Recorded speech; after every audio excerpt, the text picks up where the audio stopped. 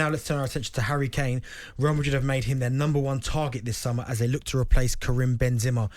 Andy, I guess the obvious question is, should Spurs cash in? Well, look, I'm going to get your opinion on that from a striker's point of view in a minute, because you're far better equipped than me.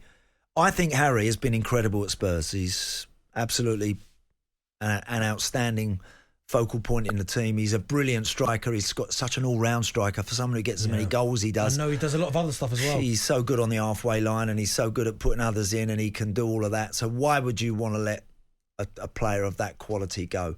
I think sometimes there comes a point when you've got to think for the greater good. Remember Kevin Keegan? Yeah. With Andy Cole on the steps of Newcastle. It was uproar.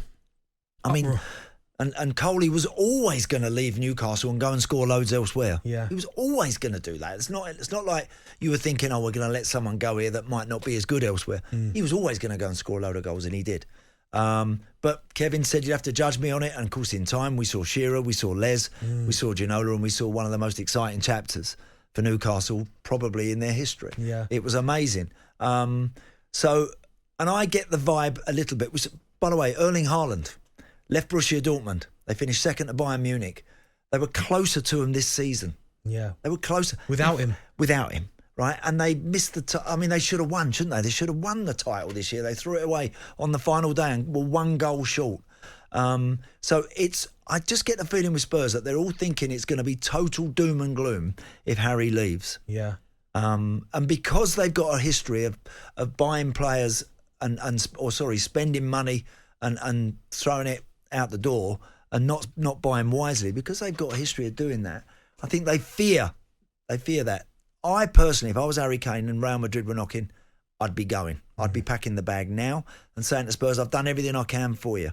I can't do any more. I now want to go and have the last chapter of my career. I want a fresh challenge for my family. He's got young kids. Go and experience a brilliant football club elsewhere in a different culture. As a striker, Darren, would you stay to protect that or to get that all-time Premier League goal scorers record and not go to Real Madrid? Would you if that was you and you thought, look, I got the chance to beat Alan Shearer's record, to be revered for years, forever as the number one striker if I stay, and he will get the goals, he will do.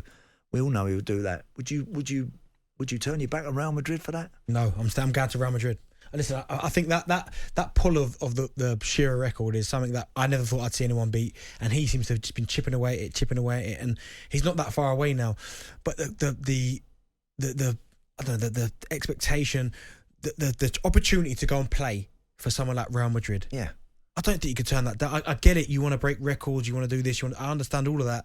You're already Spurs' all-time top goal scorer. So that again, your legacy at that football club set in stone. Absolutely. I think he's a Premier League legend. That's set in stone. No one can take that away from you. Correct. But to go to Real Madrid, and you look at some of the players we've seen leave. We saw Ronaldo in his pomp go to Real Madrid. Yeah. We saw the likes of Luka Modric left the very same club, go to Real Madrid. Look at what he's turned into, one of the greatest midfield players ever.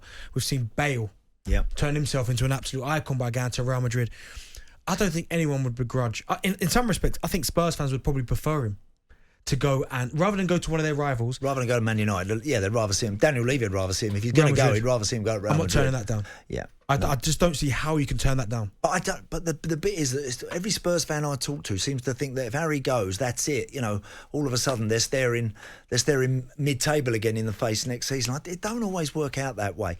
We were talking before the show about, can you imagine if Spurs this summer, if they let Harry go for 120 million quid, if that's how much it costs to get him, and they let him go, thanks very much, Harry, off you go, and he's going to do his thing, and we're now going to do something else. If you went and got Wilfried Zaha in and Sadio Mane out there with Son, right, you can certainly get one of those on a free. Yeah.